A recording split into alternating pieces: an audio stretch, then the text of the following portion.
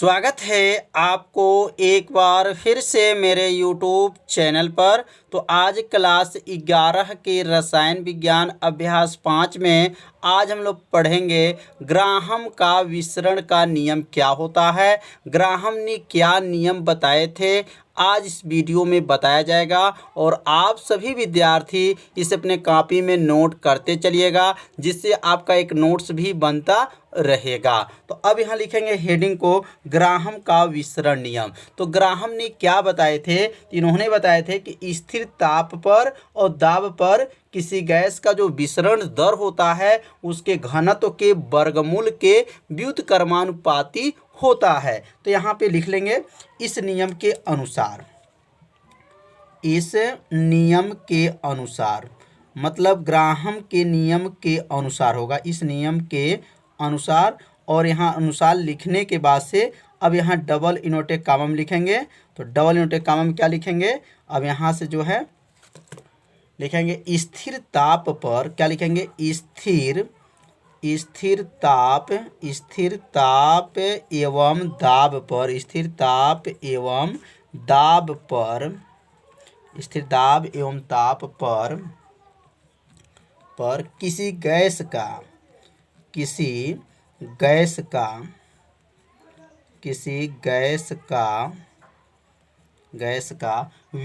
दर, किसी गैस का विसरण दर, वो विसरण दर कॉमा दे देंगे। क्या लिखेंगे? स्थिर ताप एवं दाब पर किसी गैस का जो है विसरण दर उसके घनत्व के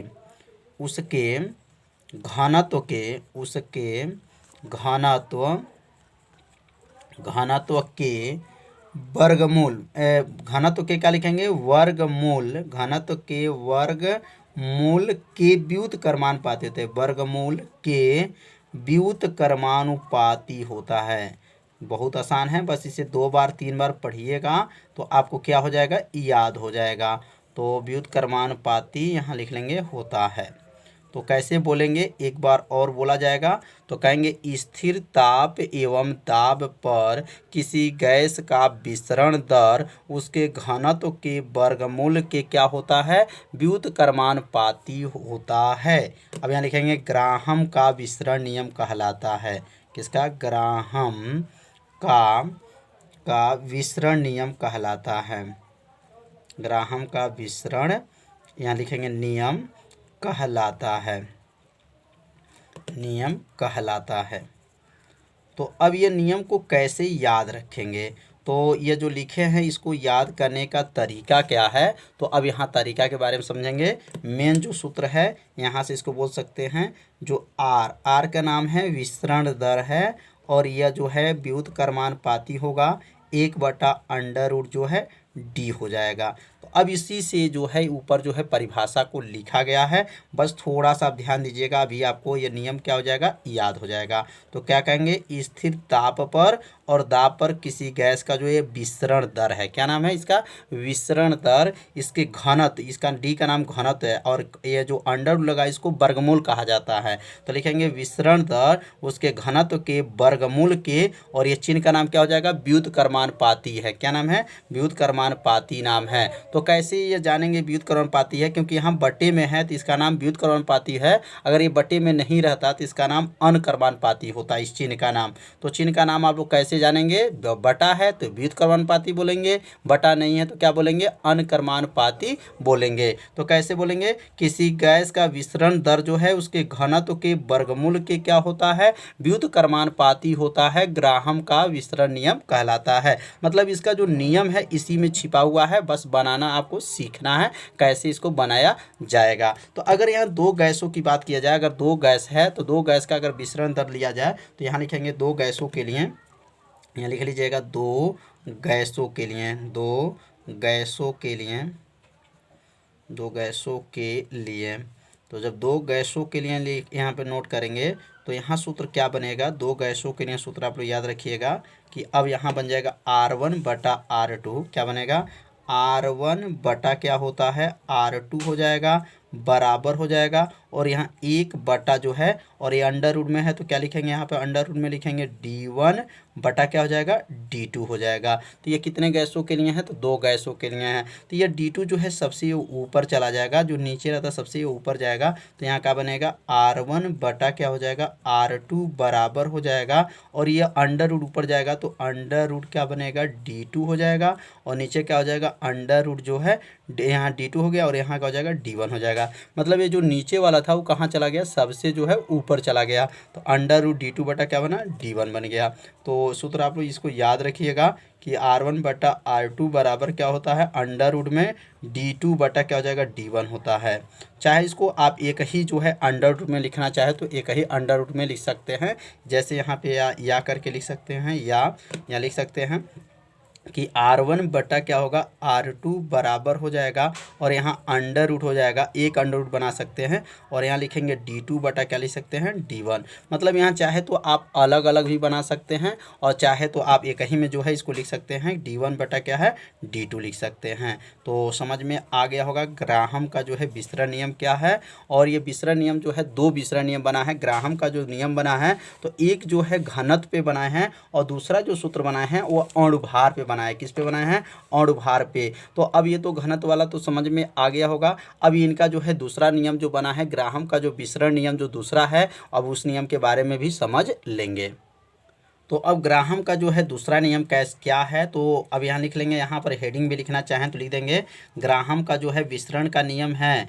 तो ये ग्राहम का विसरण का नियम जो 2 बना है, तो पहला जो घनत्व पे बना है, और दूसरा जो बना है वह विसरण पर जो अणुभार पे बना है। किस पे बना है, अणुभार पर बना है। तो अब यहाँ पे जो है घनत्व वाला तो समझ में आ गया होगा कि विसरण दर उसके घनत्व के क्या होता है, वर्गमूल के क्या होता है, व्युत्क्रमानुपाती होता है। तो इसी प्रकार यहाँ पे जो है अणुभार पर भी बना सकते हैं। तो लिखेंगे इस नियम के अनुसार, क्या लिखेंगे, इस नियम के अनुसार, इस नियम के अनुसार। मतलब ग्राहम का जो विसरण नियम है उनके जो है यह अनुसार लिखेंगे, और यह जो लिखेंगे यहाँ पे जो है डबल इन्वर्टेड कामा में जो है लिखना चालू करेंगे।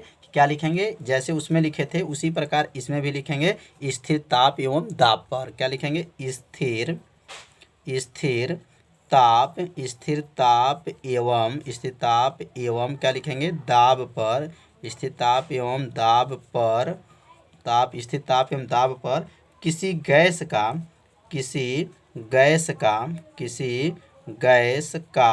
विसरण दर, किसी गैस का क्या कहेंगे, विसरण दर, किसी गैस का विसरण दर, और यहाँ कामा देंगे, विसरण दर उसके क्या थे, पहले क्या था, उसके घनत्व था। बस यहीं पे बदलाव होगा, बस थोड़ा सा बदलाव। यहाँ घनत्व लिखा गया था पहले वाले नियम में, लेकिन यहाँ पे लिखेंगे उसके अणुभार। क्या लिखेंगे, अणुभार, बस घनत्व के जगह पे क्या लिखना है, अणुभार के वर्गमूल, अणुभार के वर्गमूल के व्युत्क्रमानुपाती होता है। वर्गमूल के क्या होता है, व्युत्क्रमानुपाती होता है। तो पर जो ग्राहम का जो पहला नियम पढ़े थे वो घनत्व पे था, और दूसरा नियम जो किस पे है, तो अणुभार पर आधारित है। तो सेम है नियम, जो है सेम आपको लिखना है, जो थ्योरी लिखा गया सेम लिखना है। बस थोड़ा सा ध्यान देंगे, यहाँ पर पहले घनत्व था तो अब क्या करेंगे, अणुभार लिखते हैं। तो यहाँ क्या होता है, व्युत्क्रमानुपाती होता है, और यहाँ व्युत्क्रमानुपाती होता है तो डबल इन्वर्टेड कामा को बंद कर देंगे, और यहाँ लिखेंगे ग्राहम का विसरण नियम कहलाता है। किसका नियम, ग्राहम का विसरण नियम कहलाता है। ग्राहम का विसरण नियम कहलाता है, नियम कहलाता है।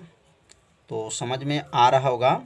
यदि आपको समझ में नहीं आ रहा होगा तो ज़रूर कमेंट कीजिएगा। बहुत आसान विधि से बताया जा रहा है, जिससे आपको तुरंत क्या हो जाए, समझ में आ जाए। तो अब ये क्या है, अब यहाँ इनका सूत्र क्या बनेगा, आर जो है व्युत्क्रमानुपाती हो जाएगा, और 1 बटा जो है अंडर रूट जो है यम हो जाएगा। तो अब इस यहीं से जो है आप चाहे तो बोल सकते हैं कि ग्राहम का जो विसरण नियम क्या है, इस सूत्र से भी परिभाषा बना सकते हैं इनका नियम को। विसरण दर जो होता है यह क्या है, अणुभार के वर्गमूल, यह अंडर रूट को वर्गमूल बोला जाता है, वर्गमूल के क्या होता है, व्युत्क्रमानुपाती होता है। कैसे बोलेंगे, विसरण दर उसके क्या है, अणुभार के वर्गमूल के क्या होता है, व्युत्क्रमानुपाती होता है, ग्राहम का विसरण नियम कहलाता है। तो बहुत आसान है, बस थोड़ा सा आपको ध्यान देना है कैसे इसकी परिभाषा को बनाया गया। तो इसे अपने कॉपी में क्या कीजिए, ज़रूर नोट कर लीजिए। और आप सभी विद्यार्थी से निवेदन है कि वीडियो को क्या कीजिए, लाइक कर दीजिए। और चैनल पर यदि पहली बार आए होंगे तो चैनल को क्या कीजिए, सब्सक्राइब और घंटी दबाना मत भूलिए, क्योंकि यह लाइव क्लास आपके लिए ही चलाया जा रहा है। तो अब आगे हम लोग पढ़ेंगे। अब आगे हम लोग दो गैसों के लिए लिखेंगे, यहाँ पर दो गैसों के लिए क्या लिखेंगे, आपका दो गैसों के लिए अगर लिखा जाए तो दो गैसों के लिए क्या बनेगा, अगर दो गैस है तो विसरण दर का अनुपात क्या बनेगा।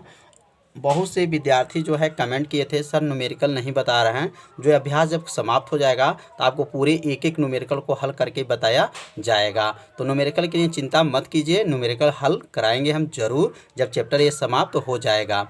तो अब यहाँ दो गैसों के लिए लेके चलेंगे। तो अब यहाँ पे लिख लेंगे R1 बटा क्या हो जाएगा, R2 बराबर हो जाएगा, और यहाँ बनेगा 1 बटा जो है, क्योंकि 1 है, बटा क्या होगा, अंडर रूट में क्या बनेगा, M1 बटा क्या होगा, M2 हो जाएगा। तो ये M2 कहाँ चला जाएगा, सबसे ये ऊपर चला जाएगा। तो क्या बन जाएगा, सूत्र क्या बनेगा, तो R1 बटा जो है R2 बराबर हो जाएगा, क्या हो जाएगा, यहाँ ऊपर जाएगा तो क्या बनेगा, अंडर रूट में क्या बनेगा, M2 बटा क्या हो जाएगा, M1 हो जाएगा। तो यह जो सूत्र बना किसका नियम है, तो ग्राहम का जो है विसरण नियम है। लेकिन यह सूत्र किस पर बना, माने अणुभार और विसरण में दर में क्या है, ये बना है, संबंध बना है। यदि इन दोनों सूत्रों को अगर मिला दिया जाए तो सूत्र क्या बन सकता है, तो आप यहाँ चाहे तो एक ही लाइन में जो लिखना चाहें तो लिख सकते हैं। R1 बटा क्या था, R2 था, बराबर क्या था, अंडर रूट में क्या था, D2 बटा क्या था, D1 था। यह पहला नियम था। बराबर क्या हो जाएगा, अंडर रूट में लिखना चाहेंगे तो क्या लिख सकते हैं, यहाँ पर M2 बटा क्या लिख सकते हैं, M1। तो मतलब R1 R2 जो है D2 बटा D1 अंडर रूट में बराबर भी था, और M2 बटा M1 जो है अंडर रूट में भी क्या है, बराबर है। तो ये दोनों सूत्र को मिला दिया गया कि मतलब विसरण जो दर है, यह दोनों सूत्र को आप लोग याद रखे रहिएगा, क्योंकि इसी सूत्र के सहायता से क्या करेंगे, न्यूमेरिकल को हल करेंगे। मतलब विज्ञान के जो है, रसायन विज्ञान का जो सवाल होता है तो न्यूमेरिकल को भी हल किया जाएगा। तो पहले सूत्र को ये अपने कॉपी में क्या कीजिए, नोट कर लीजिए। तो अब विसरण दर क्या होता है, अब विसरण दर की परिभाषा क्या होता है, अब विसरण दर की परिभाषा के बारे में समझेंगे। तो अब यहाँ लिख लेंगे विसरण दर। अब विसरण दर की परिभाषा क्या है, तो यदि आपको विसरण दर का जो सूत्र आपको याद है, तो सूत्र जब याद रहेगा तो परिभाषा भी क्या करेंगे, बना सकते हैं। तो यहाँ पहले विसरण दर का सूत्र लिखेंगे, उसके बाद से आपको परिभाषा बनाना सिखाएंगे। तो यहाँ लिखेंगे विसरण दर। तो विसरण दर बराबर क्या होता है, तो विसरण दर बराबर होता है, याद रखिएगा, विसरित गैस का आयतन। क्या होता है, विसरित लिखेंगे गैस का आयतन, विसरित गैस का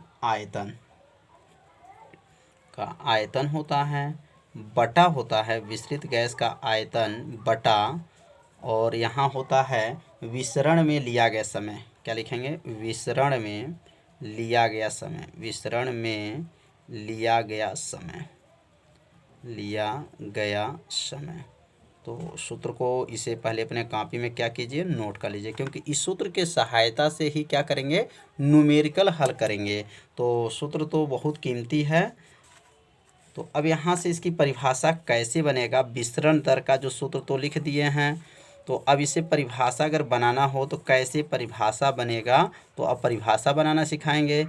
तो ऊपर क्या लिखा गया, विसरित गैस का आयतन। क्या लिखा गया है, विसरित गैस का आयतन। कहेंगे विसरित गैस का आयतन, और कहेंगे और विसरण में लिया गया समय के अनुपात, ये बटा को के अनुपात बोलते हैं, के अनुपात को विसरण दर कहते हैं। एक बार और परिभाषा को बोलते हैं, विसरित गैस का आयतन और विसरण में लिया गया समय के अनुपात को विसरण दर कहते हैं। कितना आसान परिभाषा है। बस थोड़ा सा आप लोग ध्यान दीजिएगा, परिभाषा क्या हो जाएगा, आप बनाना सीख जाएंगे। तो यहाँ पे लिखेंगे कैसे परिभाषा बनेगा, तो पहले इसका नाम लिखेंगे, क्या लिखेंगे, विसरित विसरित विसरित गैस का आयतन, विसरित गैस का आयतन, विसरित गैस का आयतन तथा विसरण में, विसरण में लिया गया, विसरण में लिया